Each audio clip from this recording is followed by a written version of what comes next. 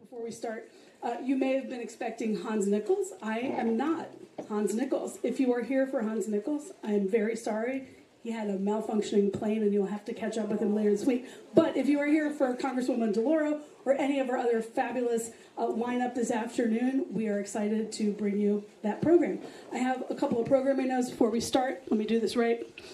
If you are on the socials, as they say, please be sure to use the hashtag AxiosHouse when you're posting, and then head to axios.com/Chicago to check out our live blog for the latest local and convention updates. Okay, now I'm excited to get us started on today's event. We're going to be talking about the cost of living crisis for American families. And to get us started, I would love now to welcome our first guest to the Axios stage, Congresswoman Rosa DeLauro. Congresswoman, thank you for being here. Thank you.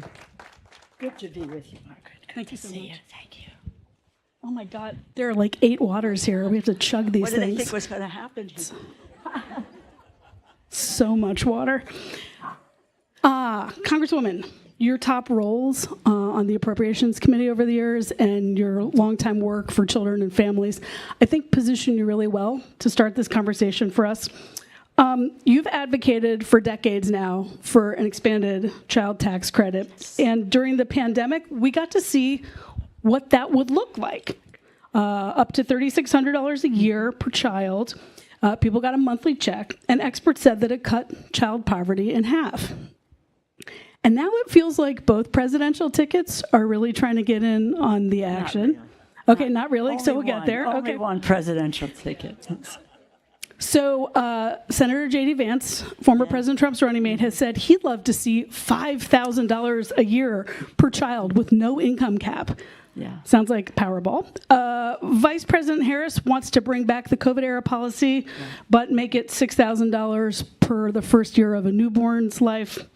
Governor Tim Walz of Minnesota, her running mate, has said he signed a state law in Minnesota that is a state credit up to $1,750 per child. So I guess my first question is, do you feel now like getting the chances of something permanent are much better than ever before, no matter who wins? Well, first of all, let me just say thank you. I'm delighted to be here. I said to Margaret earlier, I'm always used to seeing her on TV, so this is a treat. This is a treat for me this afternoon, and I'm delighted to be with all of you. And first of all, the child tax credit, I have been working on child tax credit for 20 years now. And for me, it's a question of you never give up and you never take no for an answer. So, and so terribly grateful to President Biden for including it in the American Rescue Plan. And it was for only a year, but I'll take that year, because what that year demonstrated, this was a federal program that worked the way it was supposed to. One of the most successful federal programs we've seen. It cut child poverty in half, as you have said. It lowered the hunger rate in the United States. It is $10 for every dollar of investment that you make in the child tax credit. And what did people do with that extra money? What they did is, not as some said that they went out and bought drugs or wouldn't work. What they did was they went and paid for childcare so that they could go to work. They went and bought groceries. They paid mortgages. They paid rent. They got school supplies for their kids, the essentials. Now, I heard what you said. First of all, sometimes you think you're the crazy aunt in the attic, talking about these things all these years. But now we are at the center of public discourse on a child tax credit. It is the flagship for the Democratic Party. And I would just say this to J.D. Vance. $5,000, okay. There is a bill in the Senate, United States Senate, sponsored by Sherrod Brown, Cory Booker, Warnock, and others, and Michael Bennet, the original, the bill, which talks about the expanded monthly child tax credit. He's not on it. And the last bill that failed in the Senate, though it wasn't a great bill, in my view, for the child tax credit. He didn't show up for a vote. So I don't know what he's talking about when he's talking about this $5,000. What does it mean? Who does it go to? I know precisely what Kamala Harris and Tim Walz are talking about, because it's a bill that has been in the House of Representatives. They take into consideration as the baby bonus, a child, that first year of life, which is so expensive for families, $6,000 a year, $500 a month, and they're going to make it happen. I just want to follow up. Are you saying that you don't believe Senator Vance that he supports the child tax credit? Oh my God! Listen, maybe there's an uncanny grasp of the obvious here, Margaret. I don't know. What do you think is the right, realistic amount that can pass Congress, be signed into a law, and be sustained without totally overturning? No, I understand what you're saying, but hear me out, please, and very, very seriously. The child tax credit, which is Social Security for children, Franklin Roosevelt lifted 90% of seniors out of poverty in this country. The child tax credit lifted half of our kids out of poverty. We have been looking at what, in fact, what can do about poverty in the United States. And we did it. And in addition to that, it is the biggest middle-class tax cut in a generation. It worked. It worked. There were so many naysayers. But we got it. The president believed in it. The vice president believed in it. I talked to them in the Oval Office under the picture of Franklin Roosevelt. They thought it was a good thing that we did, even though it was for just the 1 year. And it worked. So why are we now trying to mess with it in a way that says, let's change this in some way. Let's restrict it in some way and not do what we can do. And how do we pay for it? Yeah, I'll give you... Did you know I was getting to that question? I mean, it's like $1 trillion over 10 years, conservatively, right? Let me just tell you this. What they're talking about in terms of the biggest fight that's coming up, my friends, and be wary of it, is the tax fight next year when the Trump tax cuts come due.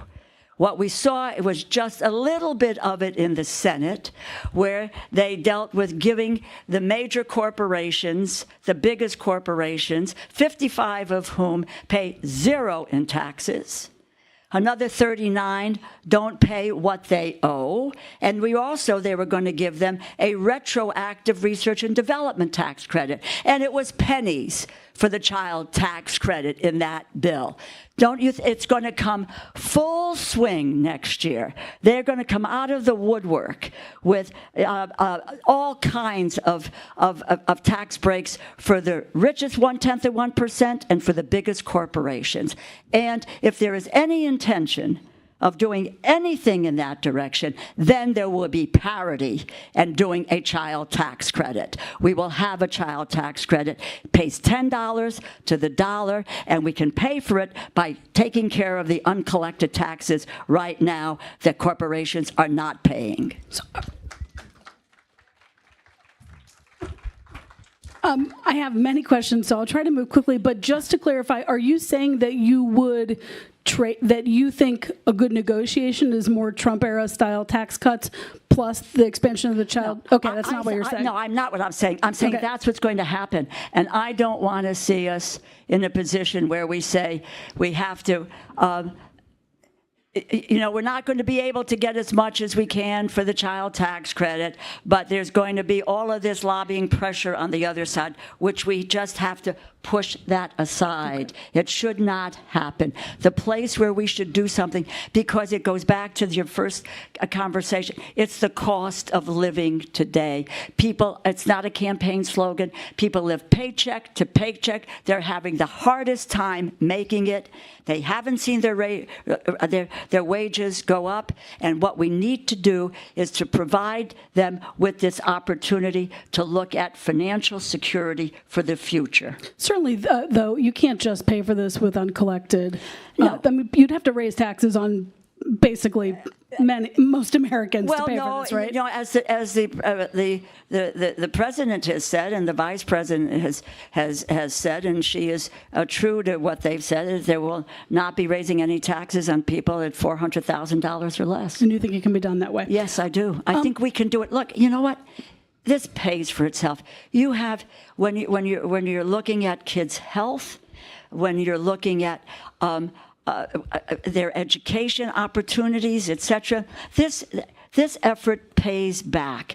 Other countries have done it. You look at Tim Walz has implemented this in the state of Minnesota. This can get done. Fundamentally, what ends up being more important, who wins the White House or who wins control of the House and Senate to the future of this? Well, my view is that I sincerely believe this. I believe we will take the House of Representatives back. I think Kamala Harris is going to win this race. I think we're looking at women consolidating around this country like we've not seen in the past. I think Harris-Walz are going to win, and I think that has a real effect on what happens in the Senate as well. So I really think that we can take all three. I do. And look, I also just say to you, I'm not Pollyanna. I've spent a lot of time trying to get the votes out, looking at where the votes are, dealing with the strategy of all of this. But we are really looking at what is happening with a unification of our party, with a sense of enthusiasm and energy around the country as to what's happening. As I mentioned to you, the issue, women are, for whatever reasons, they're supporting Kamala Harris and Tim Walz. Men haven't moved that much, but women are going to win this election for Harris and Walz. And I think then we have a chance. When I think of what we can have with this election, I think of, yes, the child tax credit, paid family and medical leave, childcare, equal pay for equal work, men and women in the same job getting the same pay. For many years, these were fringe issues. No one was talking about them. No one gave them a chance in hell. As I said earlier, these are now part of the public discourse. They are at the center of it. And we now have the ability over this next 78 days to make it reality. That's what my goal is over this next 78 days. Last question before they give us both the hook. You got your first tattoo last year. Look at that. It's very subtle. Your granddaughter was the inspiration. It was indeed. If Vice President Harris wins this election, are you considering another tattoo, and what would it look like? Well, look, let me just say this. I don't know if I've limited it to, I have my granddaughter Rigby, who was, when I called her 18th birthday, what do you want? She says, Bubby, let's go get a tattoo. You and me, we did it. Now I have Sadie, who is 16. She has a year and a half to go. She said, Bubby, will you do the same for me as you did for Riggs? I said, absolutely. Now, Kamala and I have not had a conversation. So we'll think about it. So get in line is what I'm hearing. Okay. Great. Congresswoman DeLauro, Love you. I want to Thank you so much. Thank you, Axios. Thank you for everything.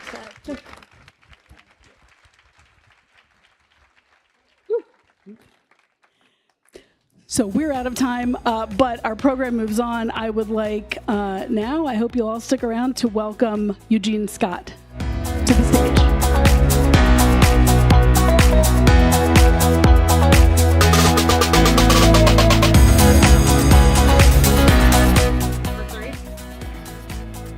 Can you hear me now?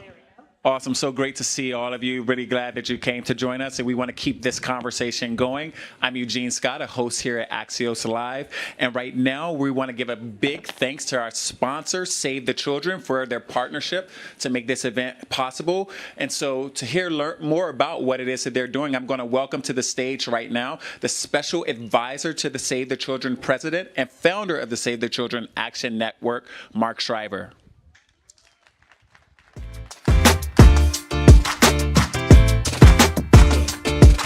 So great to see you again. Thank you. It's great to be here. I know Although that's a tough act to follow. But I was thinking about you the whole time because she talked about so many issues that you've been working on. So we're going to talk about them a bit here.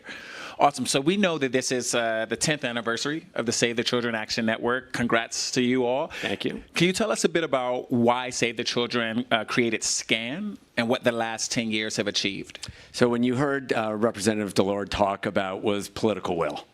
And for 20 years, I've been working on the issue of early childhood education. Save the Children has been working on it. And 10 years ago, we decided that, it's kind of this bobblehead where everybody tells you you're doing God's work and you're doing wonderful work. But when push comes to shove, we're not investing in this country in those first 5 years of life. And what we decided was that we needed a political advocacy arm associated with Save the Children, which had been around for almost 100 years. So SCAN, Save the Children Action Network, is that political advocacy arm, has 400,000 plus people across the United States mobilizing, sending emails to Representative Delora, but also to state capitals, to governors, trying to mobilize people.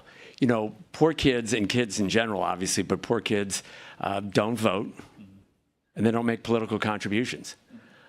So when Representative Delora is talking about the fact that these issues have come to the forefront, they have, but to get them over the goal line and to continue to push them, you need a political advocacy arm, and that's what SCAN is. It's bipartisan. It supports both Republicans and Democrats who are good on early childhood education. We just did a recent poll that talks about the issue of early childhood education and food, SNAP benefits, and we found all across the country that Republicans and Democrats and independents support these issues. They support politicians who will support investing in our young children, making sure they're well educated when they enter kindergarten, and that they're well fed.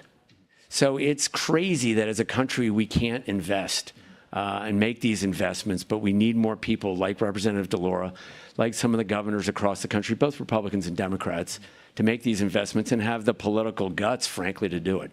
So I want to hear more about that poll. Did you find anything that was surprising to you all or that you think would surprise the crowd here? Well, I think the thing that we found is that it has brought both early childhood education and making sure that SNAP is reauthorized and that children are fed in this country has broad bipartisan support. A lot of people talk about, it's going to be urban or it's going to be suburban, but it's suburban and urban and rural. It's Republicans, it's Democrats, it's independent. That's kind of the surprise. And people will vote they say they will vote for politicians who invest in those issues. And, if you look around, Governor Polis in Colorado, Governor Lujan Grisham in New Mexico, Governor Scott in Vermont, Republicans and Democrats who have made this a really important issue on the state level have been reelected and reelected with really strong majorities. Governor Raimondo in Rhode Island when she was governor, was a big issue for her. So you can look around the country, Governor Newsom in California, Governor Inslee in Washington State. These are all places where Save the Children Action Network has worked with elected officials and have seen success. Just haven't been able to really push it as hard as we want to or get it across the goal line in Washington, D.C. So much about the conversation related to childhood poverty is focused on cities, but you all focus a lot, if not mostly, on rural America. And can you talk a bit about what you learned about the issues related to childhood poverty that are unique to rural America? Yeah, I would say the children has been in rural America since the days of the Depression. Actually, the work that they did in the 20s was a precursor to the federal lunch program. And our niche, if you will, has always been in that rural space. The advocacy work, Save the Children Action Network, has folks from urban, suburban, all across the country. So we're all 50 states. working with people of all different political persuasions. But Save the Children, the actual implementation of those services happens in rural America.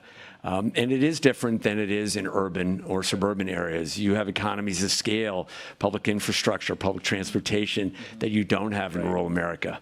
And rural America, frankly, has felt, and I think with some justification, overlooked by political leadership, especially in the Democratic Party. And I don't think that's the way it should be or the way it could be. They respond to those issues of early childhood education. They're faced with childcare crisis and childcare deserts, food deserts as much as any other part of the country, and in many cases worse. So there's a lot of work to be done there. And I think the Democratic Party should really look at and make more inroads there and make more of an effort. There's a lot of support, especially for those two issues, the one SCAN, Save the Children Action Network, has been working on and pushing for the last 10 years. What are some of the specific policy solutions that you think could fix some of these problems? So we just heard from Congresswoman DeLauro about the child tax credit. We've been pushing on that, increased investment in Head Start, high-quality early childhood education. I mean, Eugene, there's this very famous report that came out by Jim Heckman at the University of Chicago, who's won the Nobel Prize, right? Okay. And University of Chicago is not exactly a liberal institution. And he looked at what is the best public investment you can make, the best ROI in taxpayer dollars. And it is investing in high-quality early childhood education. It's making sure it's high quality, but making that investment in those first 5 years of life. There's like 90% of brain growth happens in the first 5 years of life, yet as a country, we invest almost no money until kids enter kindergarten. Some a little bit in pre-K, but the home visiting programs, high-quality Head Start, are just substantially underfunded. Head Start's reaching somewhere around 30% of the kids that are eligible for it. So when Congresswoman DeLauro talks about, moving the ball forward, it's because we don't have the guts as a country to invest in a population that can't vote and that doesn't give money. When she talks about Social Security under FDR, the reason that happened is because senior citizens vote. They should vote in record numbers. You don't see poor kids voting in record numbers because they can't. But we've just ignored that population. We've forgotten about them in cities and in the suburbs, and especially in rural America. And that's why Save the Children and Save the Children Action Network are pushing so hard on this. Are you pretty hopeful or optimistic based on the conversations you're having right now that maybe in the next 4 years some of these can move forward? I think we got really close under President Biden. Didn't get it across the goal line. But I guess I'm eternally optimistic. There's a lot of work to do. And you heard it from Representative DeLauro. You got to push. You got to push some more, and you can never stop pushing. I mean, politics is a contact sport, right? You got to get in the arena. It's the old Teddy Roosevelt line that the credit belongs not to the critic who's on the sideline, but to the person who's in the arena who's getting bloodied and beaten up. And that's what we're doing. We're trying to mobilize. Save the Children Action Network is mobilizing people all across the country who are fed up with not investing in our most valuable resource. Everybody says it's children. And then when push comes to shove, they don't invest. And it's it's BS, man. It's like really irritating. I hope this isn't going live or anything like that. But, it's ridiculous. We talk about it, but we don't put the political willpower behind it. And as your poll found, like most Americans agree with you that this is BS and it's something that can be fixed. I'm glad you said it. Yeah, it's true, and it can be fixed. And we know what works. Yeah. We know high-quality home visiting works. We know that high-quality Head Start works. We know that investing in those first 5 years of life, pre-birth, right through those first 5 years of life when there's huge brain growth. Anybody who's watching this, who has a little kid, knows it works. Yeah. But we don't want to pay for it. Yeah. And, it's just, it's frustrating. And Rosa DeLauro said she's been working on it for 20, 30 years. Senator Dodd, her former boss, working on it for longer than that. So there are people working on it. Congressman Cole from Oklahoma, Republican in charge of the Appropriations Committee, cares about this issue. But we need more effort. We need more political leadership here in the Democratic Party in Chicago. And I'm hopeful, that it's going to change on the federal level. Yeah, we got a lot of work to do, though. Awesome. So my final question is, what are the key takeaways you want the audience to leave here with? I want them to talk to their elected officials. If they're staff, I want them to talk to their members. I want them to realize that there is bipartisan support for this. People will actually vote if your boss, your friend, your colleague cares about these issues and is willing to stand up for it, for early childhood education, those first 5 years of life, for making sure that children in this country are fed, that SNAP is reauthorized, and that those benefits are extended to children in the richest country in the history of the world are going to bed hungry. I mean, if that doesn't burn a hole in your pants, I don't know what will. But the fact that we are not doing that and not caring enough to make that investment, I hope people will think about that, and they'll push their member, whether, again, it's a senator or a congressman or on the state level. And elected officials are getting reelected on this issue, and it's exciting. Got a lot of work to do, though, Eugene. Awesome. Well, we're glad you came to talk to us about the work you're doing, and we hope everyone here left knowing that this is something you all are passionate about and ways that they can get involved as well. So thank you for joining us. Thank you for having me. Appreciate it. Thank you. We are going to keep this conversation going. Thank you for sticking with us. And next, we are going to bring to the stage Axios' Sophia Kai.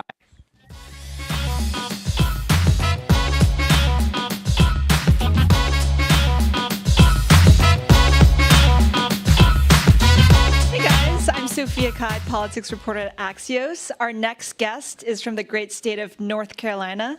Please welcome Governor Roy Cooper.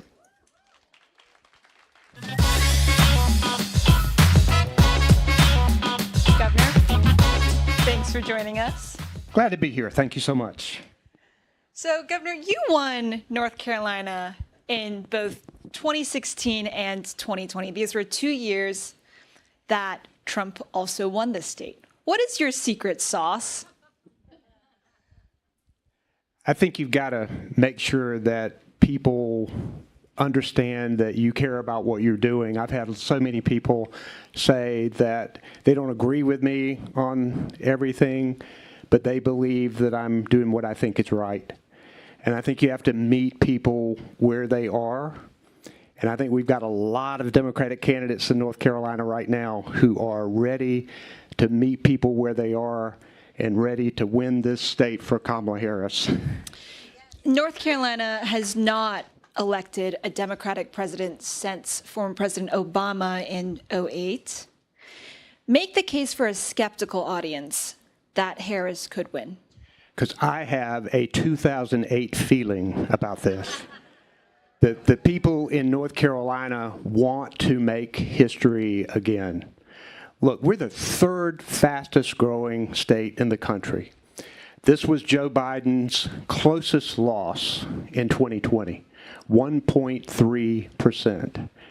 Donald Trump has to win North Carolina in order to be president. So what you're going to see is a massive campaign. You're already seeing it. We have more than 12,000 volunteers, with 90% of them who are doing it for the very first time.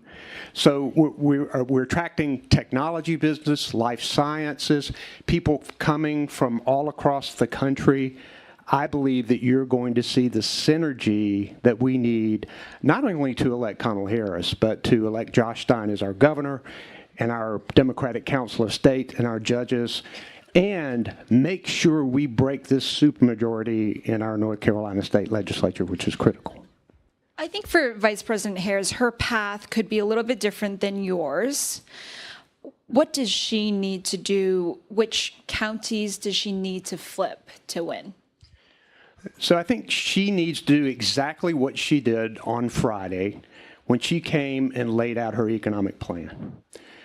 Look, she gets a lot of credit for the fact that our unemployment is low, that inflation is cooling, that stock market is higher than it's ever been, that we've got record job growth. But she understands, and she's letting people know that she understands, that people are paying too much for groceries, that childcare is difficult, and that it's an economic strain for working people right now. So she's laid out an economic plan. Let's talk about that plan. Yeah, sure. So as a part of, this plan she laid out, she proposed giving $25,000 towards a down payment for first-time home buyers. That's received some criticism. How do you think that will play in North Carolina? How do you think that might help her win the state? When you talk with everyday people who are struggling to make it, who are trying to find affordable housing, they will tell you that's one of their biggest issues. And not only did she provide a way to try to get people into new homes, she presented a plan that talks about renters as well. People who are having to do the work in big cities who are priced out of living there. She understands that we have to encourage businesses, encourage developers to create more affordable housing. I think that that's going to really affect everyday people who understand that this is something that they really need. And I thought her economic plan was very strong because she shows that she understands where people are right now. You don't think that it would increase inflation? So, look, I think already we have inflation cooling right now. I think it's clear that working families need help. What she wants to do is to make sure that the wealthiest pay their fair share and that working families get a part of this. I mean, that's the opposite of what Donald Trump has been trying to do. I mean, you can tell that she's trying to help working families make it, and he's trying to rip working families off. That's been his entire career. I want to chat about the black vote in North Carolina, crucial for any candidate who wants to win.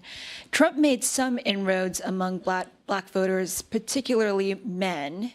Do you think that Vice President Harris could match former President Obama's black turnout in North Carolina this year? I don't think there's any question about it, but I mean, she understands that black voters are not monolithic, that black voters care about a lot of the things that everybody else cares about.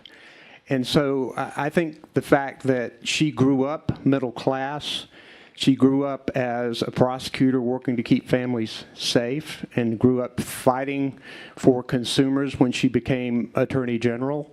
She understands the importance of strong civil rights laws and protecting people from discrimination.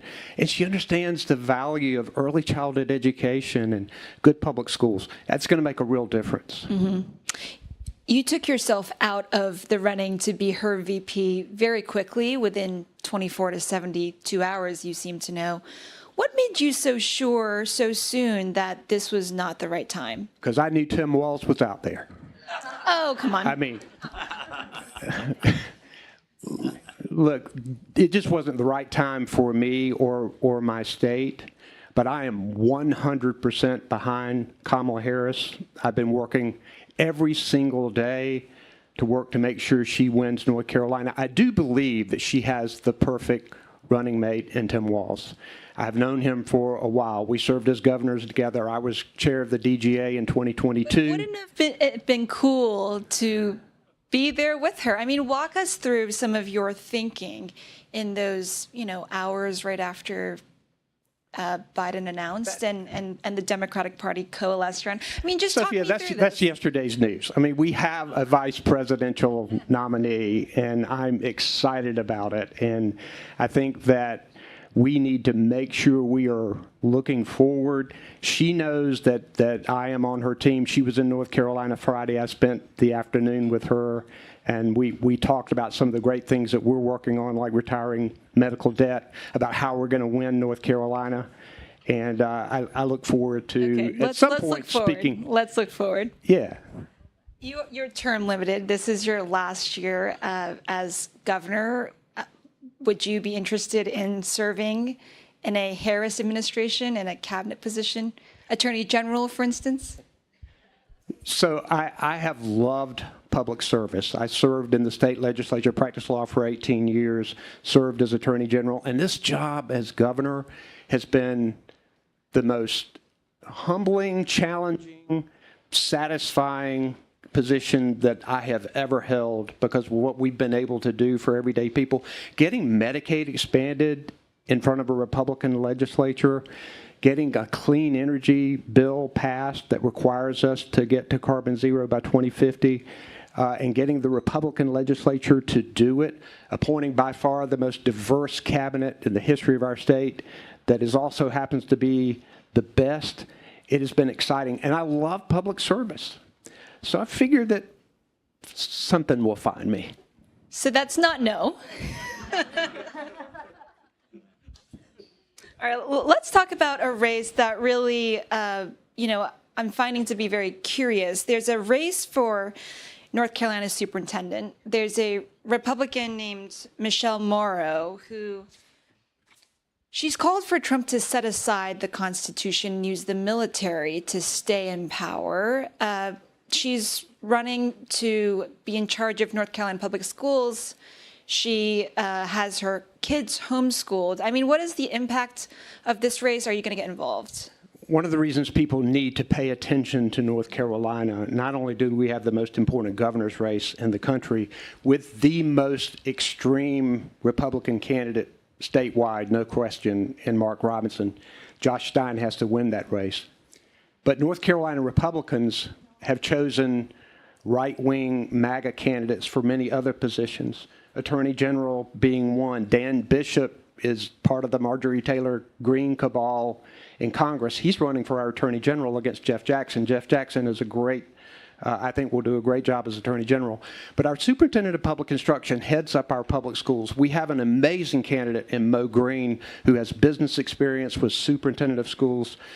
Michelle Morrow was homeschooled her children, took them to the January 6th event in Washington, has called for the public execution of Barack Obama, Joe Biden, yours truly, has called our public schools socialist indoctrination centers, has told parents to take their children out of public schools, has suggested teachers should have guns in the classroom. This is a far-right conspiracy theorist. In North Carolina, we are a very purple state, and there are a lot of, with a presidential race, with a gubernatorial race, it's very hard for these down-ballot races to break through. So one reason it's so important for us to make sure that Democrats are successful across the board is that we win races like this, that we do break the Republican supermajority, because this would be an absolute tragedy to have a person like this take over leadership of our public schools. Bit of a different topic here. What are you doing to protect abortion rights in the South? North Carolina has a 12-week ban that was passed last year, but it's the only state in the South where you can go to have an abortion after 6 weeks. What are you doing about that? Republican leaders have promised to do more. They've promised to go back and put in a 6-week ban with no exceptions. We must stop that. I vetoed the 12-week abortion ban in North Carolina. Anyways. What's that? Well, it passed anyways. Yeah, but I'm going to tell you the story. Yeah, I vetoed it, but on the override, every single Republican, even those who had promised not to change the law, voted to override the veto. Every single Democrat voted to uphold it. And we had one Democrat who flipped to Republican. We had broken the supermajority in Republicans. So one thing we're going to do is to break this supermajority, which we must do to give Josh Stein an effective veto. I'm also using my administration, Department of Health and Human Services, using executive orders, doing everything that we can to protect women's reproductive freedom in North Carolina and stop them from doing more, and then leverage positive things. One area you've been able to get Republicans on board has been a big priority of yours, Medicaid expansion in North Carolina. Tell us about, and you did that, getting it through a supermajority, a Republican supermajority last year. Tell us about some of the lessons you've learned about working with Republicans in the state to get stuff done. What you have to do is to get their constituents to tell them to vote for something. we put together a bipartisan, non-traditional coalition of people, tough on crime Republican sheriffs who knew that a lot of people in their jails needed health care and not handcuffs. Rural Republican county commissioners who saw their rural hospitals in danger of closing. Chambers of commerce who recognized that providers who couldn't collect from indigent patients always went to the private sector to recover the money, raising premiums. We organized a group to help those voices come to the General Assembly to say, you need to do Medicaid expansion. Finally, we were able to get them to do it. And now 528,000 more North Carolinians have health insurance because of Medicaid expansion. We've also used this as leverage now to reduce medical debt in North Carolina. First in the nation idea of using the HASP funds from Medicaid expansion to incentivize hospitals to eliminate medical debt for people in North Carolina, particularly low to moderate income people. And now all 99 hospitals in North Carolina have signed up for this plan that we put in place. The vice president and I worked on it. We're now having all these other states call us and say, what'd you do? How'd you do it?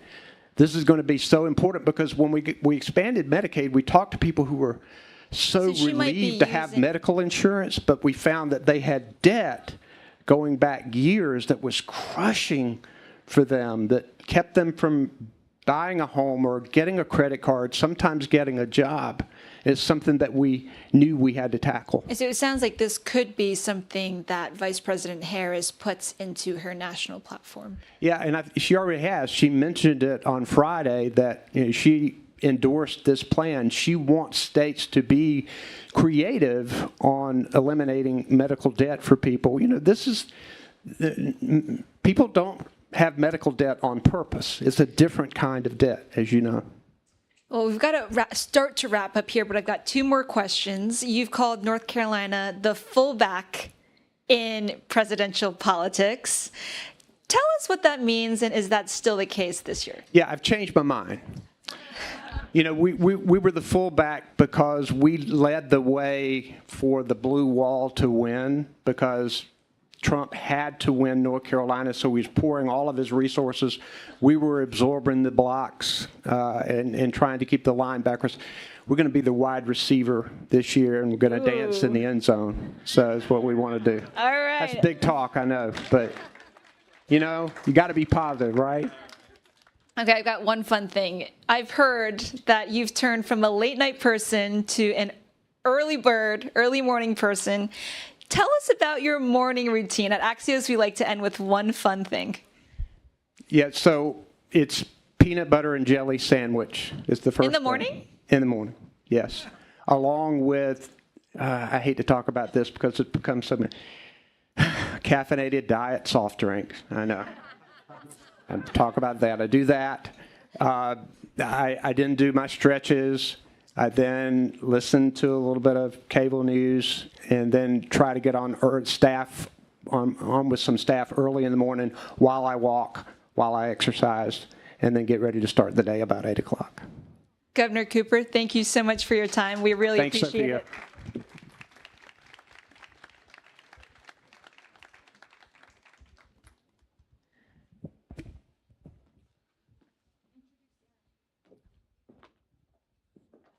They walk on. We'll have this selfie. Okay.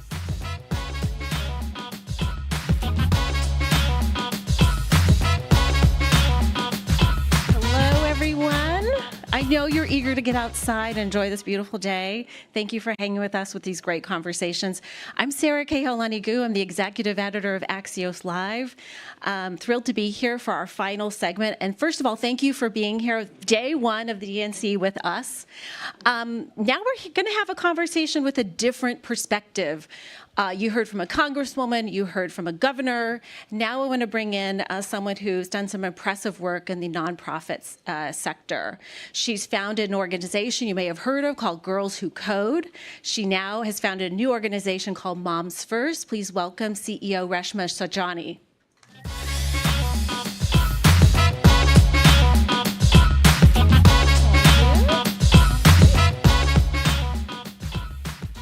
right, Reshma, this is great. Where should we start? I think that you heard a lot in the conversation earlier about expanding the child tax credit and all these other ideas about helping moms and helping families.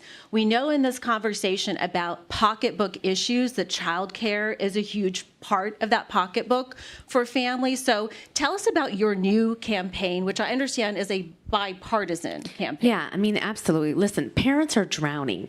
And when you talk to them, whether you're at a rural community or in the city, they'll tell you that the number one cost that is just killing me is the cost of childcare. You know, while inflation might be slowing down, prices are going up. There was a study that came out that for the first time in all 50 states, parents are paying more for their childcare than for their mortgage. And this is really gutting young parents. You know, 15,000 millennials turn 35 every single day. And so that's a tremendous, tremendous pain point. And so what we've been doing at Moms First is trying to really elevate childcare as like the number one, number two, number three issue that Congress should get their act together on instead of number 13. You know, we started with a campaign during the first presidential debate where we wanted to get childcare asked as a question. And we had 15,000 moms and our allies sign a petition. They asked the question. You know, it was one question asked. AI didn't get asked, but childcare did. Unfortunately, our candidate spent 22 seconds talking about childcare and 56 seconds talking about their golf game, right? So we know that something needs to change. So we are launching a campaign called Get Childcare on the Record so that that we not only have candidates like talk about this, but like commit to what they're going to do. Right. And so tell me more about that, because we all know politicians can talk a big game, especially right now when they're running up to November. But what policies really move the needle? What are we really talking about? And also, is it just the public sector? Is there something the private sector also can do here? Yeah, I mean, well, look, I think we're in an interesting place because we actually are talking about family values. Unfortunately, one candidate is talking about cat ladies and memes instead of actually substantively talking about what they want to do, and that needs to change because we know that if they're not talking about it now, they sure as hell aren't when they're going to get elected. And so the thing is that, you know, I think that like childcare is a critical economic issue. You know, for far too often, I think for the moms in this room or the parents in this room, right, you're made to feel like it's your personal problem. If you are failing at your job and you are failing at taking care of your children, you think you failed. The pandemic was a massive eye-opener to the fact that it's not just me. There's 40 million moms that are collectively having the same exact experience, that we are literally being set up to fail, and that it's not a personal problem. It is an economic issue. You cannot work without affordable, available childcare. And the reality is childcare is neither affordable nor available. 50% of parents live in childcare deserts. I live in New York City, and 50% of New Yorkers live in a childcare desert. And as we discussed earlier, it's not only not available, it's not affordable. And so something needs to get done. We did a study with BCG that found that childcare actually pays for itself. There's a 425% return when companies actually invest in childcare, because guess what? Workers don't miss work days. There's not absences. They stick with you. It doesn't cost you, 18 months of someone's salary to replace a worker, because I believe in you now, the fact that you are actually believing in my children. So it makes a huge amount of difference. The other thing is, just one last thing, from a historical perspective, like we've done this before. When we talk about universal childcare, we think we're talking about unicorns and rainbows, right? But we're talking not just about but we're talking about what we did in World War II. When the men went off to war in World War II, they're like, damn, we got to get women in the workforce and we got to make it happen fast. And so we started building childcare centers through the Lanham Act. And literally for 3 months, every single American had childcare, 6 days a week, 12 hours a day, and they spent less than $1 an hour. When the men came back to war, we shut down those childcare centers, and we are where we are today. So we need to return to what we once knew was actually working for women and families. And it's interesting, you brought up historical, the moment in time, right? Because now I feel like we are in a very different world for some workers. There's a lot more of the workforce that's working from home. Since COVID, women have returned to the workforce at the numbers that they were at before COVID. And so I think that naturally starts like a question there about what women today, in particular moms today, need that may be different in today's workplace? What are your ideas, or what are you hearing from moms in particular about Well, that? first of all, workplaces have never worked for women. And, we have to always ask ourselves, 75% of high school valedictorians are girls. The vast majority of those getting their bachelor's degrees are women, right? But then when you look at the workforce, right, you don't see that same type of leadership in Main Street, Wall Street, or anywhere, because when we become mothers, we are literally pushed out. Because workplaces have never been built for us. Think about it this way. Why is the school day 8:30 to 3 and the workday 9 to 5? Set up to fail before I even had my cup of coffee, right? So we have a once-in-a-lifetime opportunity we did during the pandemic to actually redesign workplaces. And so we started offering flexibility. We started offering remote work, and it worked. We were productive. The stock market was soaring. But guess what? Immediately after that, we had this enormous amount of pressure to return back to what wasn't working in the first place. Sometimes if my father is sick or my child is sick, I just need a little bit of grace. And that doesn't mean that I'm not productive. And so we know that companies that have continued to focus on remote work have retained workers. And yes, we have the highest amount of participation. I think it's like, at 79 million workers, the highest it's ever been of women working in the workforce. And that works for often white-collar workers. But there's still been penalty and pushback on that. Google has come back. Dell announced a policy that if you were going to actually take advantage of remote work, you were no longer on partnership track. And we're not even speaking about the vast majority of workers who are wage workers who don't have access, to remote work and don't have even access to flexibility. We should be building workplaces that actually work for them. We talk a lot, I talk a lot about women, but we oftentimes don't talk enough about the children. What led me to this work is that so many of my students at Girls Who Code, instead of going to college, instead of majoring in computer science, they had to stay home and take care of their siblings, because daycare centers were shut down and their mothers were essential workers. That same phenomenon is happening now. We have the largest amount of child absences since 2019 because daycare centers are not open, childcare is not affordable. Kids are having to stay home instead of going to school to take care of their siblings. And in many states, for example, instead of fixing work, we've made the school day go down from 4 days instead of 5. That is America? That's how we're going to continue to ensure our own competitiveness, our own exceptionalism, our own excellence, instead of fixing childcare, instead of making sure that kids have the opportunity to learn. We're going to do what we've always done, is treat women like our social safety net. And so we're going to make damn sure that that doesn't happen in this next election.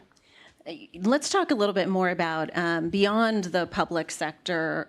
Your organization has pushed for paid family leave, paid leave, and also there's a responsibility. You mentioned Google, other companies have changed some of their policies. What responsibility or what actually is helpful to moms from the company perspective? And keep in mind, of course, I know small businesses have different challenges than bigger corporations. So what do you see needs to happen there? Well, first, I think whatever we design, we have to design it for small businesses and for whatever works for them. And the reality is that's why we need a federal investment. That's why we need to finally pass paid leave. The U.S. is the only industrialized nation that doesn't have paid leave. 1 out of 4 women go back to work 2 weeks after having a baby. We need universal, affordable childcare, and we need to provide tax incentives essentially to companies when they do provide these benefits, so it doesn't bankrupt them. And we need to continue to get business to be a partner. We launched at Moms First the National Business Coalition on Childcare, the first ever. We have over 150 businesses that are advocating and supporting these policies, so that if we get an opportunity for federal investment again, they're going to be side by side, shoulder to shoulder with moms, advocating for these policies. But I think we're at a place where businesses also understand that we need to do something about paid leave in childcare.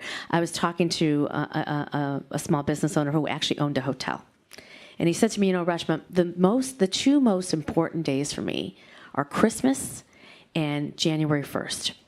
And here's the thing, I would love to hire women, but because I can't provide paid leave, because I can't provide childcare, it's often hard. But here's the thing, on those 2 most important days of my life, because I hire all these men, they don't show up because they're hungover. right? And so it affects my business. Not providing these policies, not having government policies affects my ability to hire the most qualified worker.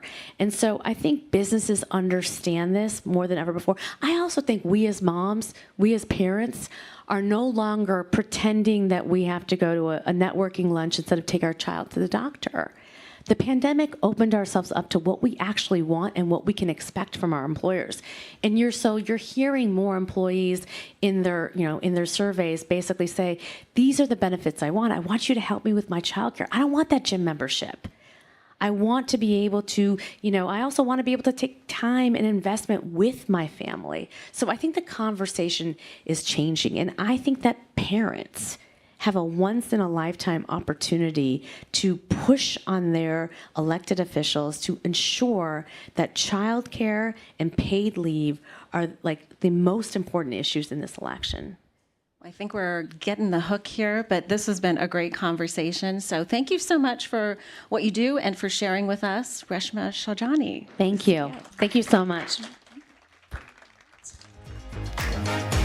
I have a few more announcements before we wrap. Please enjoy, stay, have a bite to eat, have a drink, enjoy the lovely patio we have out front, and come back. Tomorrow is a hot ticket as well in this room. We have a great lineup.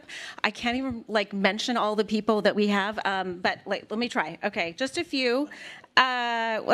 Actually, we have more tonight before we have tomorrow.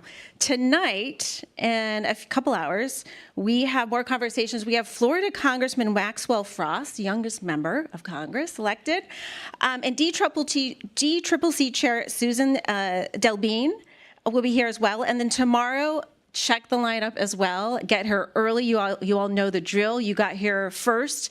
We'd love to see you again. Enjoy the evening on us from Axios. Thank you.